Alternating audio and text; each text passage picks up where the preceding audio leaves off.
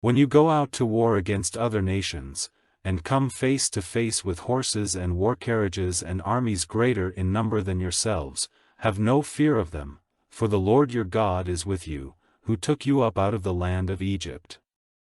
And when you are on the point of attacking, let the priest come forward and say to the people, Give ear, O Israel, today you are going forward to the fight, let your heart be strong, do not let uncontrolled fear overcome you because of those who are against you, for the Lord your God goes with you, fighting for you to give you salvation from those who are against you.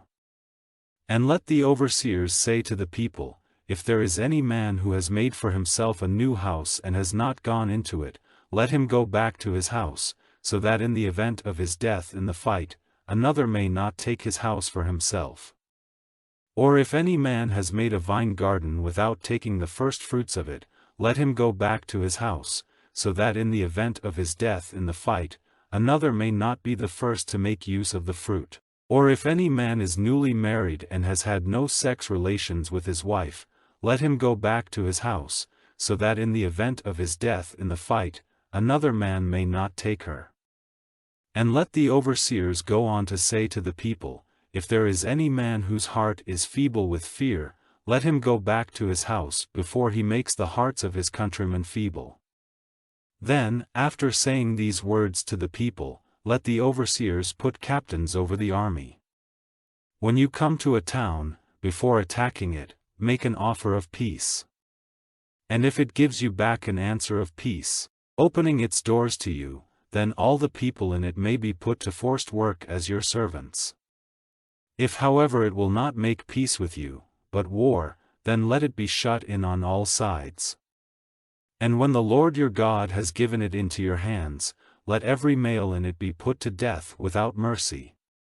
But the women and the children and the cattle and everything in the town and all its wealth, you may take for yourselves, the wealth of your haters, which the Lord your God has given you, will be your food.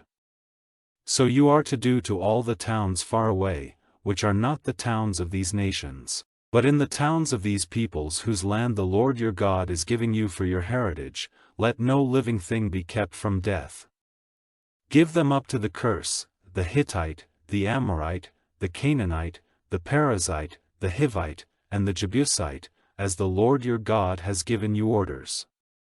So that you may not take them as your example and do all the disgusting things which they do in the worship of their gods, so sinning against the Lord your God.